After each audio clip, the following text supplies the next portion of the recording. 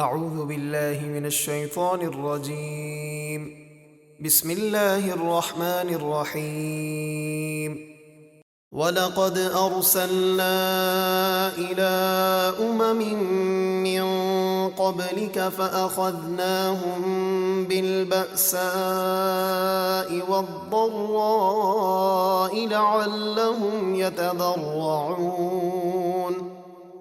اور بے شک ہم نے آپ سے پہلے کئی امتوں کی طرف رسول بھیجے، تو ان لوگوں نے ہمارے رسولوں کو جھٹلایا اور تکبر کیا، تو ہم نے ان کو سختی اور تکلیف میں مبتلا کیا تاکہ وہ کسی طرح گڑ گڑائیں اور توبہ کریں۔ فلولا إذ جاءهم بأسنا تضرعوا ولكن قست قلوبهم وزين لهم الشيطان ما كانوا يعملون۔ تو ایسا کیوں نہ ہوا کہ جب ان پر ہمارا عذاب آیا تو وہ گڑ گڑاتے اور توبہ کرتے، لیکن ان کے تو دل سخت ہو گئے جس کی وجہ سے انہوں نے توبہ نہ کی، اور شیطان نے ان کے برے کام ان کی نگاہ میں اچھے کر دکھائے۔ فلما نسوا ما ذكروا به فتحنا عليهم أبواب كل شيء حتى إذا فرحوا بما أوتوا أخذناهم بغتة فإذا هم مبلسون۔ پھر جب انہوں نے ان نصیحتوں کو بھلا دیا جو انہیں کی گئی تھیں تو ہم نے ان پر آزمائش کے لیے ہر نعمت کے دروازے کھول دیے، یہاں تک کہ جب وہ ان نعمتوں پر اترانے لگے جو انہیں دی گئی تھیں تو ہم نے انہیں اچانک عذاب میں پکڑ لیا، تو اس وقت وہ نجات سے نا امید ہو کر رہ گئے۔ فقطع دابر القوم الذين ظلموا والحمد لله رب العالمين۔ تو ظالموں کی جڑ کاٹ دی گئی، یعنی وہ سب کے سب ہلاک کر دیے گئے اور ان میں سے کوئی بھی باقی نہ رہا، اور تمام خوبیاں اللہ ہی کے لیے ہیں جو تمام جہانوں کا رب ہے۔ قل أرأيتم إن أخذ الله سمعكم وأبصاركم وختم على قلوبكم من إله غير الله يأتيكم به انظر كيف نصرف الآيات ثم هم يصدفون۔ اے حبیب آپ فرما دیجئے، بھلا بتاؤ تو اگر اللہ تمہارے کان اور تمہاری آنکھیں لے لے اور تمہارے دلوں پر مہر لگا دے تو اللہ کے سوا کون معبود ہے جو تمہیں یہ چیزیں واپس لا دے؟ دیکھیے ہم کس کس انداز سے آیتیں بیان کرتے ہیں، پھر بھی وہ منہ پھیر لیتے ہیں۔ قل أرأيتكم إن أتاكم عذاب الله بغتة أو جهرة هل يهلك إلا القوم الظالمون۔ آپ فرما دیجئے، ذرا بتاؤ اگر تم پر اللہ کا عذاب اچانک یا ظاہر ہو کر آ جائے تو ظالموں کے سوا کون ہلاک ہوگا؟